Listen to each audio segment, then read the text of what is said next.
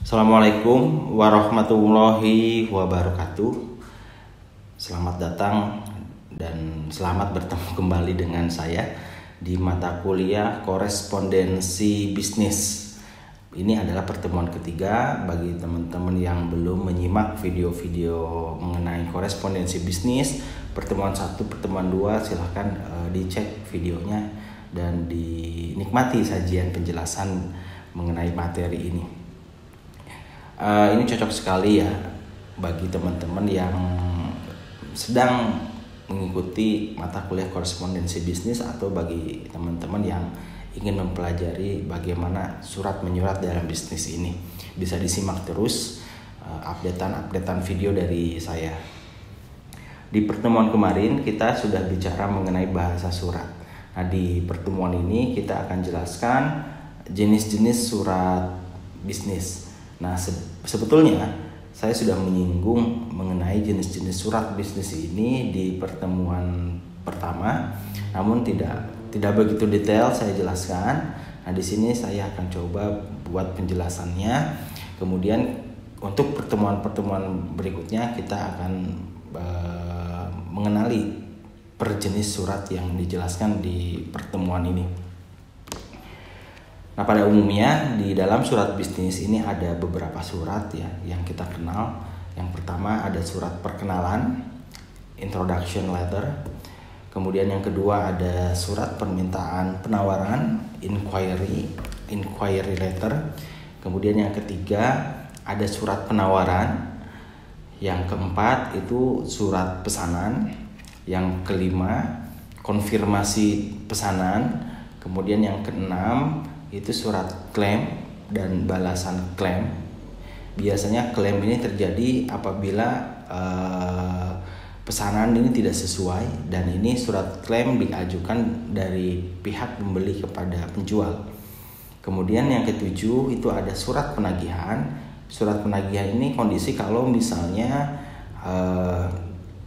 kesepakatan pembayaran berupa kredit ya.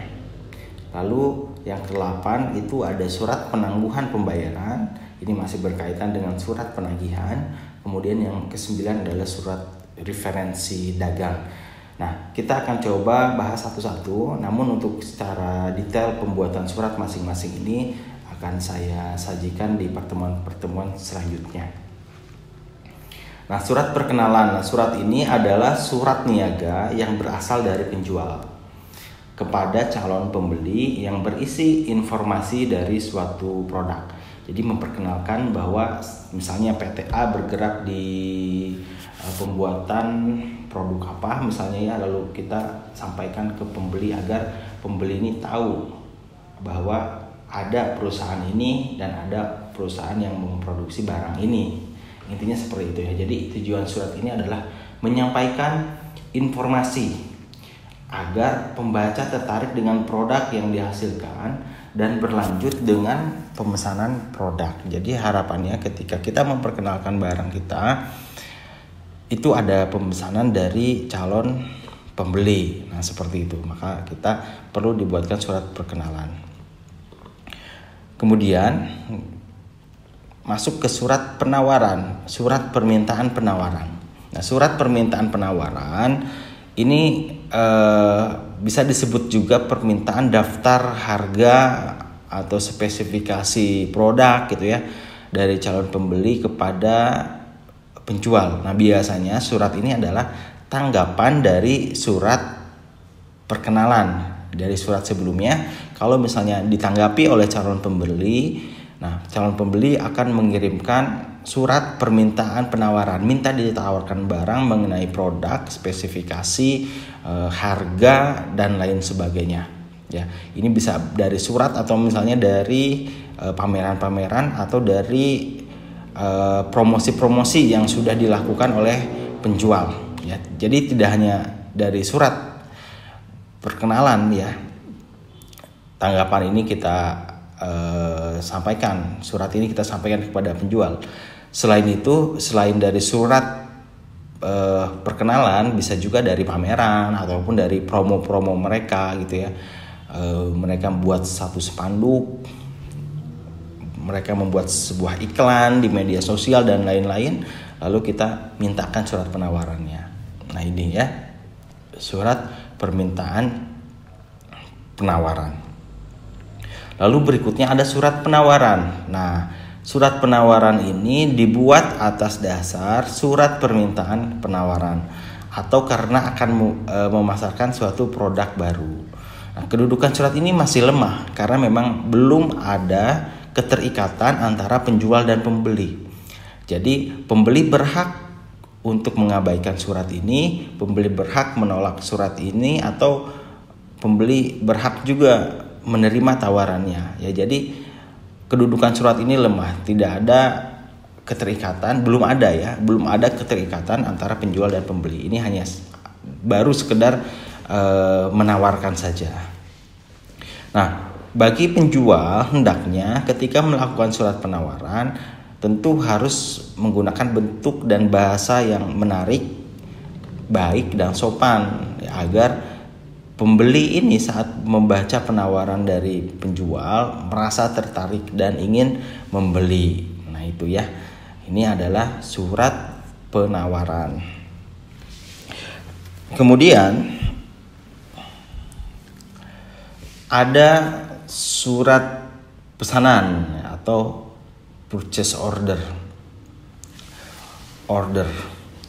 Ini adalah pesanan. Surat pesanan ini disebut juga surat beli. Biasanya surat pesanan terjadi setelah surat penawaran.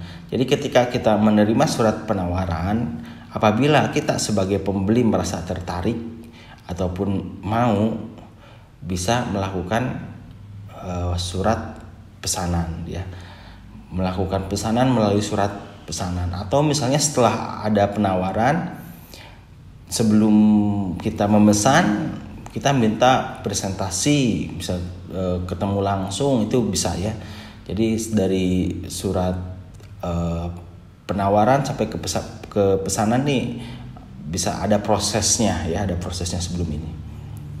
Atau kita minta sampel dulu, setelah kita tertarik baru kita buatkan surat pesanan.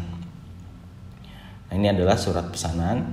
Kemudian surat pemberitahuan pengiriman barang. Ini biasanya sudah terjadi pesanan ya, saat barang akan dikirim, diberitahukan dulu bahwa akan ada pengiriman barang. Nah, biasanya ini dilampiri oleh faktur, daftar barang, dan surat pengantar barang. Ini dalam proses pesanannya ya. Dalam proses pesanannya ada surat pemberitahuan pengiriman barang. Selain itu, nah ini surat pengantar barang yang tadi disebutkan. Surat pengantar barang ini biasanya dilampirkan dalam surat pemberitahuan pengiriman barang. Ini dikenal juga istilahnya dalam bisnis ada juga seperti ini ya, berkaitan dengan pengiriman barang, yaitu surat pengantar barang.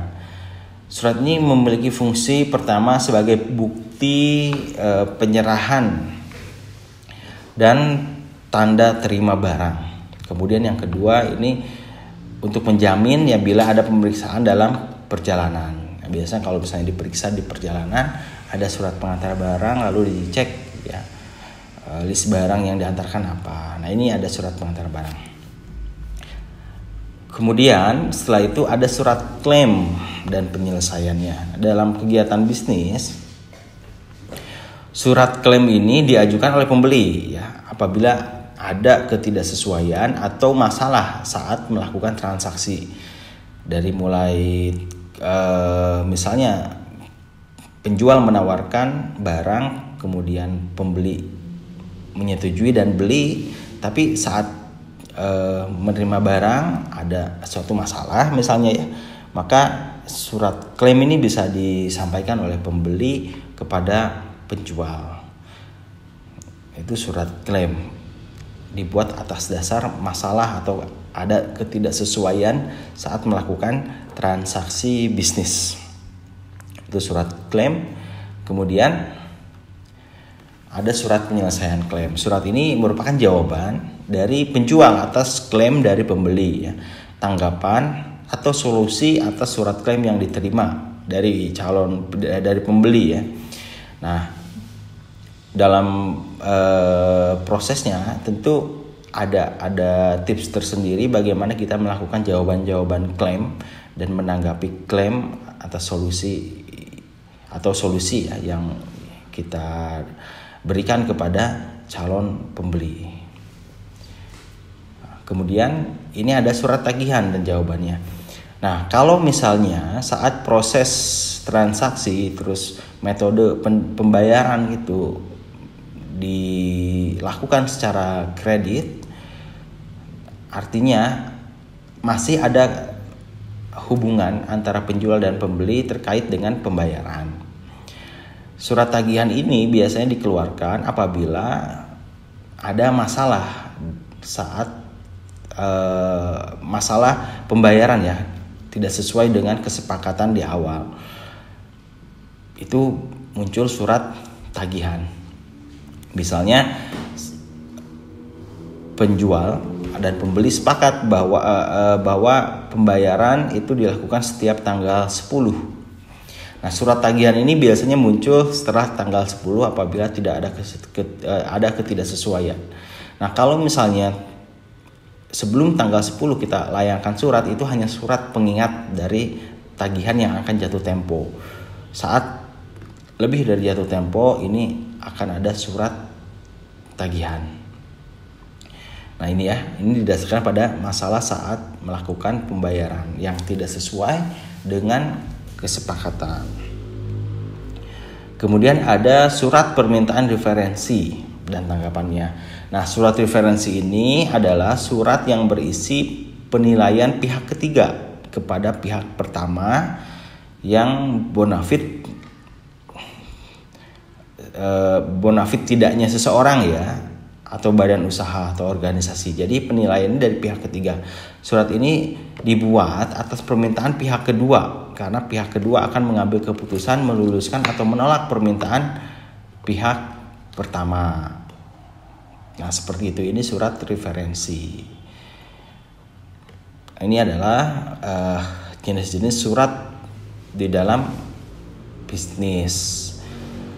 Nah, kalau kita buatkan satu proses atau gambaran alurnya, ini akan seperti ini ya. Penjual melakukan surat perkenalan. Kalau misalnya memperkenalkan produk melalui surat. Atau kalau misalnya si penjual melakukan perkenalan produk dengan melakukan promosi-promosi tidak selain surat, itu sama saja ya. Karena kita ingin memperkenalkan produk kita kepada calon pembeli. Nah, berdasarkan itu calon pembeli mengirimkan surat permintaan penawaran kepada penjual ya. Atas dasar pertama mungkin lihat barang kita dari surat yang kita sampaikan, surat perkenalan, atau mungkin dari promosi yang dilakukan oleh penjual. Nah, pembeli ini akan mengirimkan surat permintaan penawaran. Kemudian penjual ini akan mengirim surat penawaran atas surat permintaan penawaran dari pembeli. Nah, penjual akan mengirim surat penawaran. Kemudian setelah penawaran dikirim, calon pembeli ini akan mengirimkan surat pesanan kalau misalnya penawarannya sesuai dengan yang diinginkan oleh pembeli. Nah, kalau tidak sesuai, ya bisa jadi pembeli tidak jadi melakukan pesanan. Nah, makanya tadi dikatakan surat penawaran ini sifatnya masih lemah ya, tidak mempunyai keterikatan antara penjual dan pembeli. Pembeli bisa saja menolak ataupun menerima tawaran yang ditawarkan oleh penjual. Nah, kalau misalnya pembeli ini menerima tawaran, maka akan melakukan pesanan. Nah, sehingga calon pembeli mengirimkan surat pesanan. Setelah itu penjual mengirimkan pesanan. Nah, tentu tidak sesederhana ini. Ada kesepakatan seperti misalnya pembayaran atau pengiriman, ongkos kirim ditanggung siapa gitu ya. Nah, ini akan terjadi kesepakatan saat proses pesanan ini. Misalnya kalau pembayarannya tunai atau kredit, itu akan seperti apa. Tidak berhenti sampai di sini. Saat penjual mengirimkan pesanan, ada prosesnya juga, ada tadi ya surat pengantar barang, list barang ya, faktur dan lain sebagainya. Ketika pesanan diterima oleh pembeli, kalau misalnya sesuai, mungkin tidak ada masalah lagi. Kalau misalnya pesanan tidak sesuai, nah akan muncul lagi surat klaim atas ketidaksesuaian barang yang dikirimkan oleh calon pembeli kepada penjual. Nah, lalu penjual akan melakukan tanggapan. Nah, kemudian kalau misalnya pembayaran kredit lalu bermasalah di saat pembayaran, maka nanti akan muncul lagi surat tagihan. Nah, seperti itu. Nah, kalau misalnya udah clear semuanya, nanti ada juga misalnya penjual mengirimkan surat ucapan terima kasih kepada pembeli dan sebagainya. Nah, mungkin itu ya secara garis besar alur proses bisnis yang kita lakukan melalui surat menyurat. Nah, nanti kita akan bahas satu-satu dari masing-masing surat itu, bagaimana bahasa yang bagus saat melakukan atau membuat surat perkenalan, konsepnya seperti apa dan lain sebagainya. Lalu saat mengirimkan surat permintaan penawaran nanti akan bagaimana, nanti kita akan belajar itu satu-satu di pertemuan berikutnya. Nah, terima kasih atas perhatiannya. Salam semangat. Assalamualaikum warahmatullahi wabarakatuh.